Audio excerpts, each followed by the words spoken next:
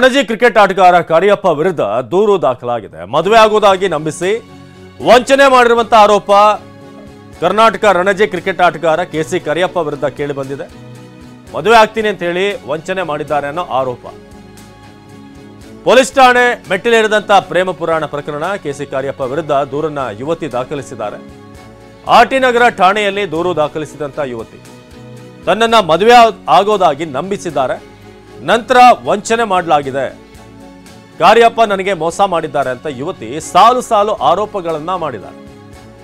KC Cariappa Karnataka Ranji ಆಟಗಾರ, ಹಾಗೆ IPL ಅಲ್ಲಿ ಕೂಡ ರಾಜಸ್ಥಾನ್ ಪರವಾಗಿ ಆಡಿದಂಥ ಆಟಗಾರ. ಸೊ ರಣಜಿ ಕ್ರಿಕೆಟ್ ಆಟಗಾರ ಕಾರ್ಯಪ್ಪ ವಿರುದ್ಧ ಈಗ ನೀವೇನು ದೃಶ್ಯದಲ್ಲಿ ನೋಡ್ತಾ ಇದ್ರಲ್ಲ ಯುವತಿ, ಸೊ ಅವರೇ ಕಂಪ್ಲೇಂಟ್ ಅನ್ನು ಒಂದಷ್ಟು ಸಾಲು ಸಾಲು ಆರೋಪಗಳನ್ನ ಮಾಡಿದ್ದಾರೆ. ಬಹಳ ಮುಖ್ಯವಾಗಿರುವಂಥ ಆರೋಪ ಅಂತಂದ್ರೆ ನನ್ನನ್ನು ಮದುವೆ ಆಗೋದಾಗಿ ನಂಬಿಸಿ ಅವರು ಮೋಸ ಮಾಡಿದ್ದಾರೆ ಅಂತ. ಸೊ ಕೆಸಿ ಕಾರ್ಯಪ್ಪ ವಿರುದ್ಧ ದೂರು ದಾಖಲಾಗಿರುವಂಥ ಪ್ರತಿಯನ್ನು ಕೂಡ ನಿಮಗೆ ತೋರಿಸ್ತಾ ಇದ್ದೀವಿ, ಆ ಕಾಪಿಯನ್ನು.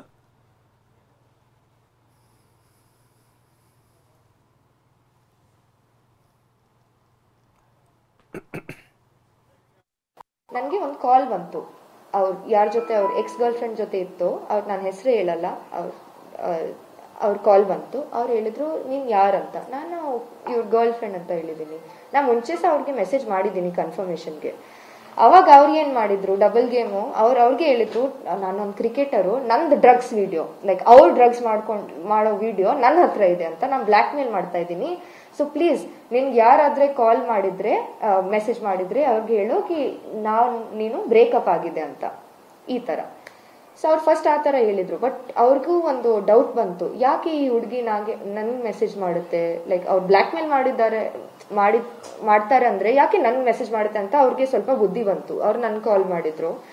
ಅದಾದ್ಮೇಲೆ ಅವ್ರು ಹೇಳಿದ್ರು ಇಲ್ಲ ನನ್ಗೆ ಏನು ಬ್ರೇಕಪ್ ಆಗಿಲ್ಲ, ನಾನು ಇಲ್ಲೇ ಇದ್ದೀನಿ, ಅವ್ರು 3 ತಿಂಗಳಿಂದ ನನ್ನ ಅವಾಯ್ಡ್ ಮಾಡ್ತಾ ಇರೋದು, ನನ್ಗೆ ಬಿಲೀವೇ ಆಗ್ತಾ ಇಲ್ಲ ನನ್ನ ಜೊತೆ ಈ ತರ ಮಾಡಿದ್ರು. ಮತ್ತೆ ನಾನು ಅವ್ರ ಜೊತೆ ಮಾತಾಡೋವಾಗ ಅವ್ರ ಜೊತೆ ಸಹ ಈ ತರನೇ ಚೀಟಿಂಗು ಈ ತರ ಎಲ್ಲ ಮಾಡ್ತಾರೆ ಅಂತ ಹೇಳಿದ್ರು.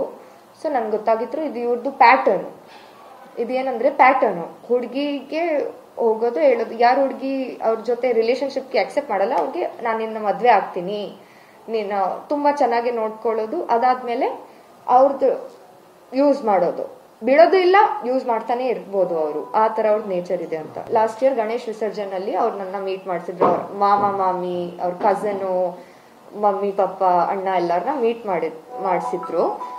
ಮೀಟಿಂಗ್ ಆದ್ಮೇಲೆ ಏನಾಯ್ತಂದ್ರೆ ಅವ್ರು ತುಂಬಾ ವೆಲ್ಕಮಿಂಗ್, ನನ್ನ ತುಂಬಾ ಚೆನ್ನಾಗಿ ಇಷ್ಟ ಅಲ್ಲೇ ನೋಡ್ಕೊಂಡು ಎಲ್ಲ ನನ್ಗೆ ತುಂಬಾ ಇಷ್ಟ ಆಗಿದೆ. ಅವತ್ ನಾನು ಪ್ರೆಗ್ನೆಂಟ್ ಇದ್ದೀವಿ. ಅದಾದ್ಮೇಲೆ ಬಾ ನಾನಿನ್ನ ಮನೆಗೆ ಡ್ರಾಪ್ ಮಾಡ್ತೀನಿ ಅಂತ ಬಂದು ಸ್ಟಾಪ್ ಮಾಡಿದ್ರು ಮಧ್ಯೆ ಬಟ್ಟೆಯಲ್ಲಿ.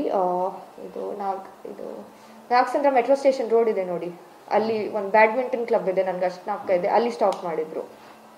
ಮಾಡ್ಕೊಂಡು ಅವ್ರಿಗೆ 1 ನಿಮಿಷ ನಂಗೆ ನೀರು ಬೇಕು ಅಂತ ವಾಟರ್ ಬಾಟಲ್ ತಗೊಂಡು ಹೋಗಿದ್ರು. ವಾಟರ್ ಬಾಟಲ್ ತಗೊಂಡು ಬಂತು, ಕಾರಲ್ಲಿ ಚೈಲ್ಡ್ ಲಾಕ್ ಹಾಕಿ ಈ ಟ್ಯಾಬ್ಲೆಟ್ ತಗೋ, ಇದು ಈ ತರ ಆಗದೆ ಲೈಕ್ ಆಗಲ್ಲ, ನೀನ್ ಅಬಾರ್ಷನ್ ಮಾಡ್ಲೇಬೇಕು, ನೀನ್ ತುಂಬಾ ಇಮೋಷನಲ್ ಆಗಿ ವಿಚಾರಿಸ್ತಾ ಇದೀಯಾ, ನೀನ್ ಸ್ವಲ್ಪ ಸ್ಟ್ರಾಂಗ್ ಆಗಿ ನೀನು ಇದು ಮಾಡ್ಲೇಬೇಕು, ಅಂಡರ್ಸ್ಟ್ಯಾಂಡ್ ಮಾಡ್ಲೇಬೇಕು, ನೀನು ತಗೊಳ್ಬೇಕು ಅಂತ. ಲಾಸ್ಟ್ ಟೈಮ್ ನಾನು ಏನಂದ್ರೆ ವೀಕ್ ಆಗಿದ್ದೀನಿ ಇಮೋಷನಲಿ. ಈ ಟೈಮ್ ನಾನು ವೀಕ್ ಆಗಲ್ಲ. ಈ ಟೈಮ್ ನಾನು ನಂದು ಅಷ್ಟು ನನ್ನ ಜೊತೆ ಆಡಿದ್ಯಾ ನನಗೆ. ಮತ್ತೆ ಅವ್ರಿಗೆ ಒಂದು STD ಇದೆ, ಸೆಕ್ಷುಲಿ ಟ್ರಾನ್ಸ್ಮಿಟೆಡ್ ಡಿಸೀಸ್ ಅಂತ ಅವ್ರ ಇದೆ.